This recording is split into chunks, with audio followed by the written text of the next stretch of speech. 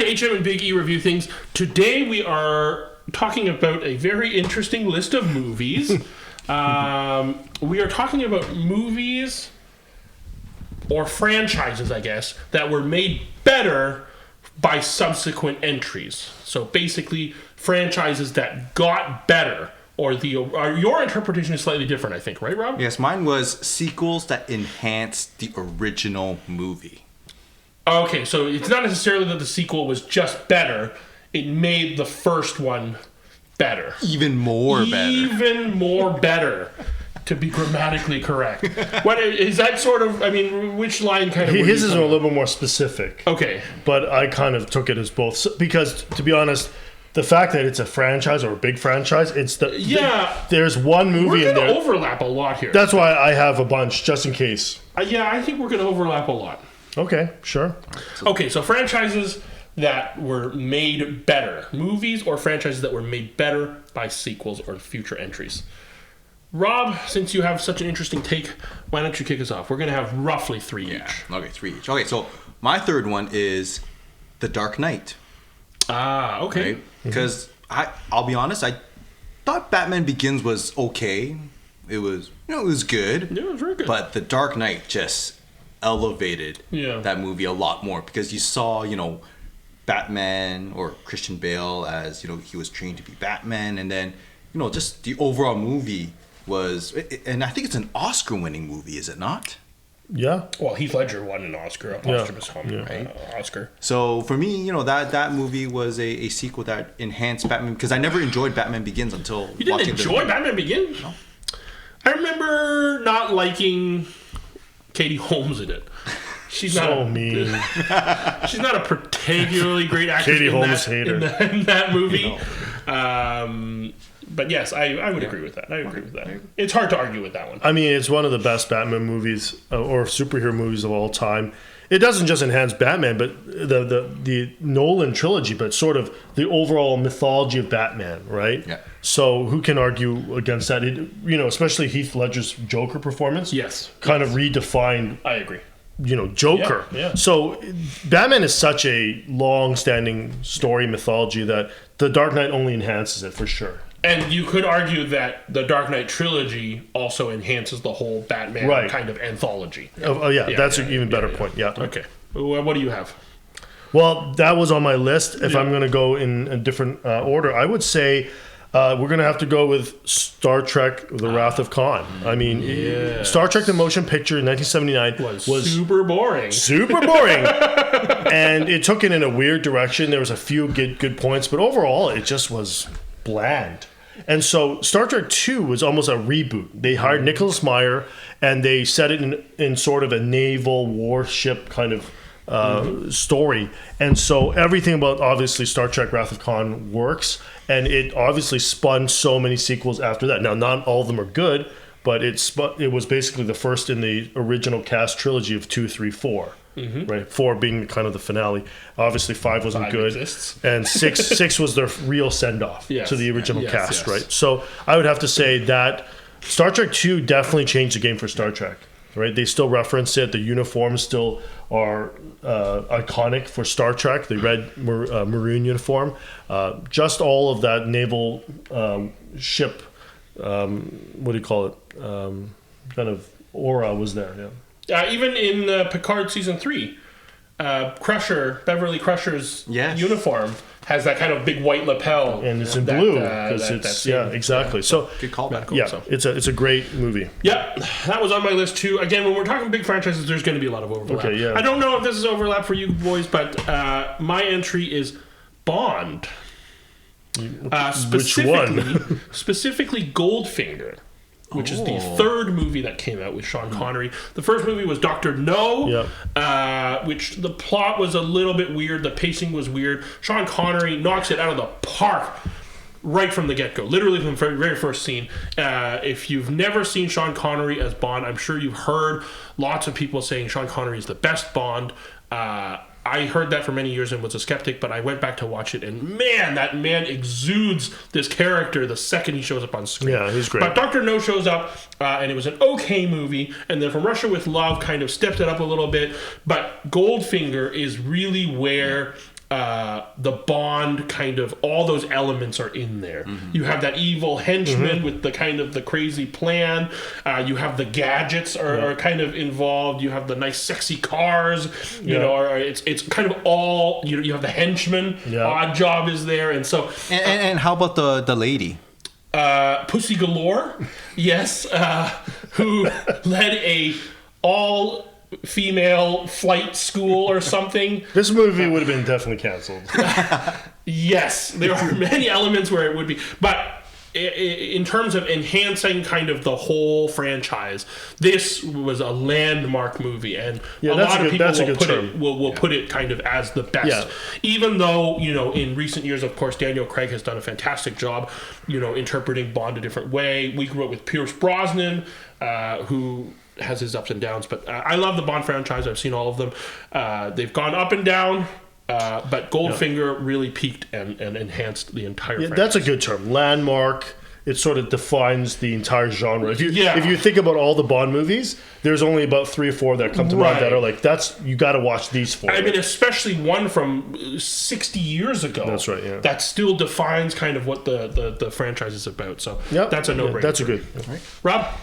Again, this is my take on enhancing the original, not necessarily the franchise. Here we go. But it was Aliens. Of course. Yeah, right? Of course. Like, I think that one, I didn't really enjoy the first one that much because it was a horror film, essentially, right? The first one. Yep. And as a kid growing up, you're kind of scared. But then when you brought in the Marines, I'm like, whoa, Marines are cool. Marines are cool. And for me, that film really stuck out. It was like the visual effects were pretty, were pretty good. And I think it still holds up to this day, right? Yeah, again, that was in an era of kind of they had to work within limits. Yeah. There was a limit of what computers could do, so they had to do a lot of stuff practical. And they know that if it's practical and if it's lit too well, people can tell it's fake, so they use lighting really, really cleverly. They use atmosphere really, really well, right? In Aliens, the radar, the beeping, just something so simple like that. So simple, yeah. And yet it adds so much kind of tension and is so iconic. And so,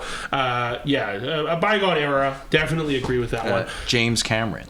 Yes, and then Aliens 3, 4, 5, 6, 7, Prometheus, AVP. But that's you like AVP. I like AVP. It's a guilty pleasure. But that's the good point, which is these landmark movies, because they're so iconic, they're so good. The next movies after them, they take all the little elements and they ruin them, right? They're like, Aliens are really about Marines. Let's make it really big blow 'em up. But at the core, Aliens.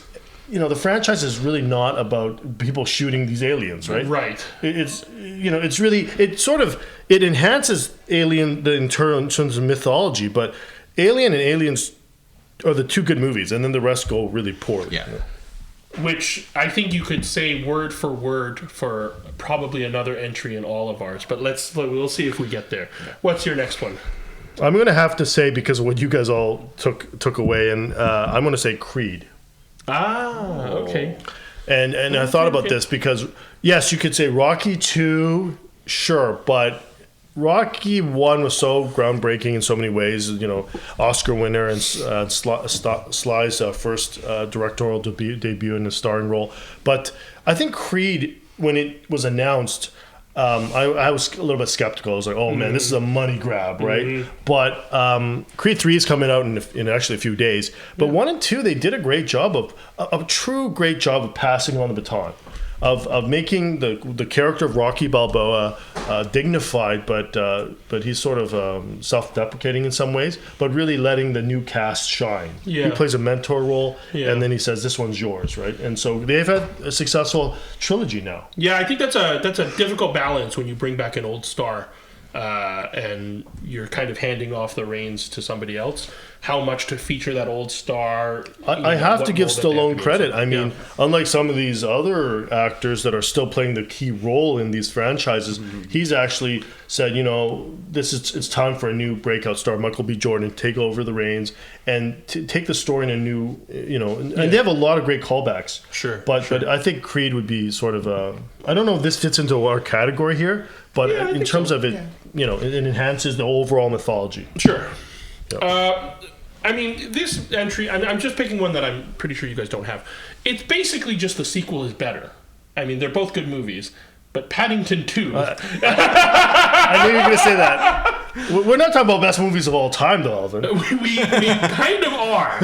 Paddington 2 is just fantastic. It is just such a wholesome, good movie. And the first one was sort of like that, too. And this one kind of, Hugh Grant is in it. And the same actor, Ben Whishaw, or he's in the Bonds. Yeah. He voices Paddington again. And it's just about kindness and goodness, and it's so, you don't see that anymore, and it's and the ending, just like most of these things we talked about, the first entry, you the ones you mentioned are pretty good. Yeah. They're not, oh my gosh, it's so bad. Oh, correct. This one's really a different tone, right? Correct. Wow. Can we think of a movie that's like that? I'm trying to think of what other bear movies are there. Cocaine Bear is coming out soon. That's getting a lot of buzz. Yeah. And Winnie the Pooh, Blood and Honey came out recently. There's lots of bear movies. Okay, Paddington stands above them all. The he reigns supreme. Bear movie of all time.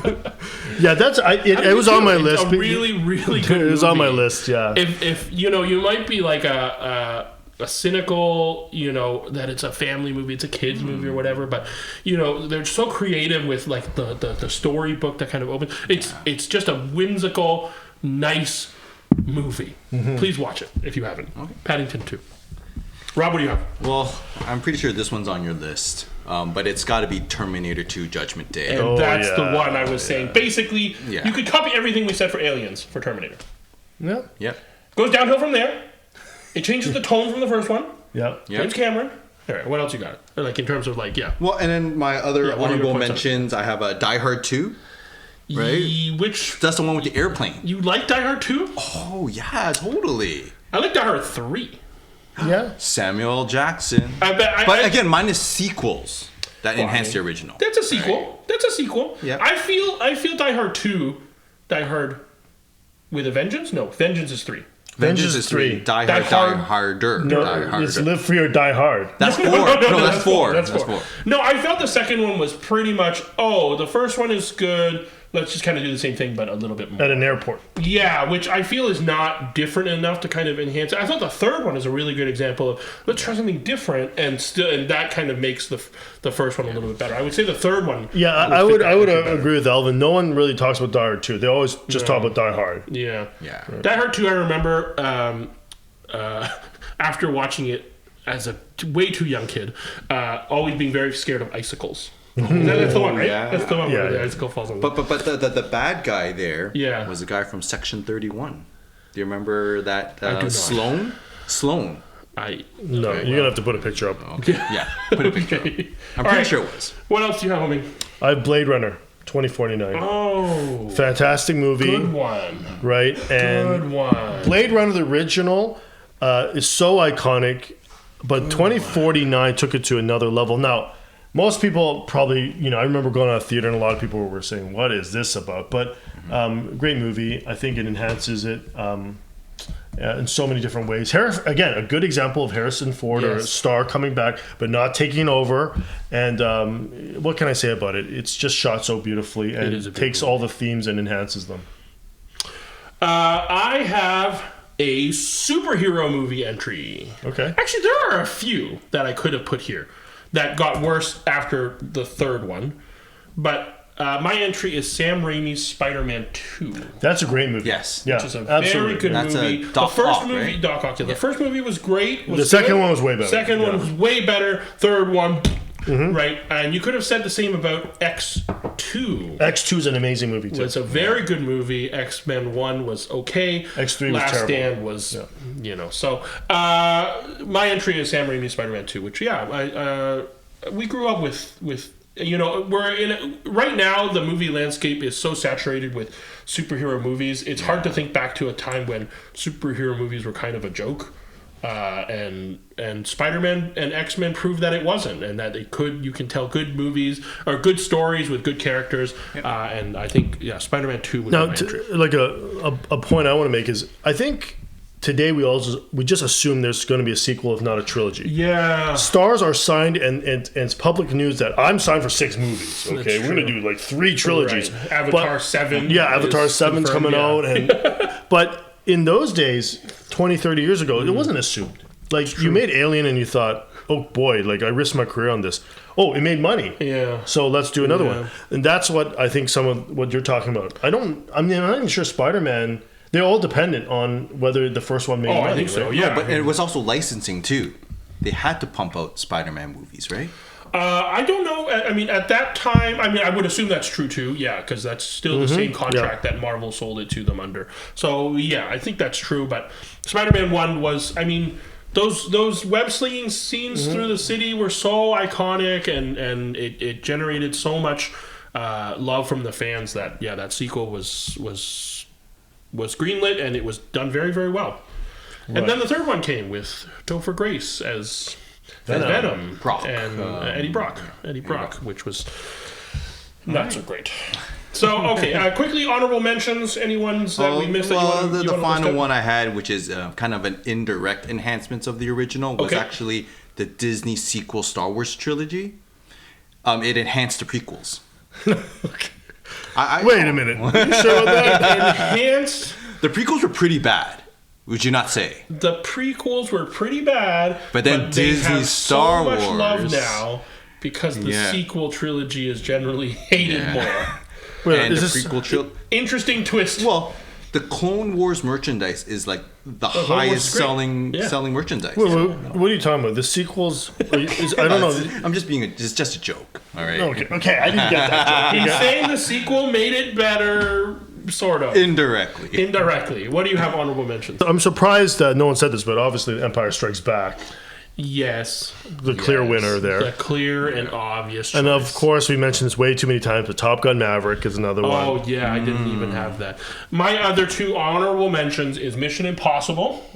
Which one? Because the first one was good. The second one, the third one wasn't great. Which one was the? The second one was John Woo. Yeah, that one was kind of. That was kind of weird, but it had the cool soundtrack. Yeah, right. And then, but it definitely it's gotten progressively better. Or I don't know, maybe better is not the right word. It's definitely gotten more commercial appeal. It's kind of gone for a broader audience, bigger stunts, kind of a bigger attraction than the original movie was. When Tom I guess the question is whether the franchise keeps getting better or progressively worse. Right, and we know many that have gone so downhill that it's just impossible to. And the final one I want to mention is Back to the Future 2. I thought that was very iconic. No, again, that definitely does not compare to 1. I have not seen it. I have seen the original, and I have been told that 2 and 3 are optional. His is a little bit different take. He's saying that it enhances the overall mythology, but we're saying that the second one has to be better. Yeah. Right? So my final one then in entry, the second one is better, is Kung Fu Panda. It's a bear movie. It's another bear movie. Kung Fu Panda 2? The second one, is with the peacock. It should not be in this list, man. No, that is a really good trilogy. It is a really, really good trilogy. Yeah, my kids love Kung Fu. And 2 is really good. 2 is The Empire Strikes Back. No, don't even say that. So that's insulting. No, it kind of is. And then 3 is The Jedi in terms of it's not quite as good. The villain's not quite as good. The overall is not quite as good. But it's still a really good entry. So that's my hot take. Kung Fu Panda is equal to the original. I thought you would have said Toy Story 2. Oh, that's missing. That is a good one. Right? That is a good one. That's an Empire. No, I did think about that one, but it was difficult. I didn't know whether did it progressively get better? I think 2 was good. 3 was good. 3 was good. 3 was very good. Was very. And then 4 was and then money. Now they just 4 was money. 5. 5 is also money. So I don't know kind of the overall outlook of the franchise, but definitely Toy Story 1. 2 is. Oh, I mean that 2 is Jessie. Jessie, you're just your heart breaks. When she loved me. Oh. Just say those lines. All right. But again, I would say you should replace Toy Story. your Kung Fu Panda with Toy Story. That should not make this list at all. Okay. You watch Kung Fu Panda. I have watched it. And have you watched 2 and 3? When Wu Guai says any line, Master Wu Guai. Yeah. No, okay. I'm like, this should not be made. And then the Goose Father. And Jackie Chan hamming up his lines, and oh my goodness, it's so bad. No, it's Commissioner Gordon plays the peacock. Oh, Gary Oldman? Gary Oldman. Yeah. That's all for money. And J. Jonah Jameson plays the bad guy in 3. What's his name? Oh, shoot. I'm blanking on all these names. But, like, the voice cast is just How is stellar. this not canceled, Good man? movie. Kung Fu Panda trilogy. No. That's the takeaway. I'll give you I'm gonna put that as the thumbnail. I'll give you Paddington, but there's no way this Kung Fu Panda should be included in this list. These are great movies. Okay. Oh So this is our list of movies and franchises that were made better by subsequent entries, by sequels, by future entries. Did we miss any big ones? I think we hit on most of the big ones. Obviously there's going to be Godfather. Yes. There's those type of movies as well. Right. There's a lot of older movies that we definitely missed. There are. So, but yeah, let us know if we've missed any that you particularly love that we should check out. Let us know if you've seen and agree that Kung Fu Panda trilogy is excellent and up there, deserves to be on this list. But until next episode, keep watching good and better movies, hopefully. Yeah, and we do thank you for your likes and subscribes and comments. Thank you.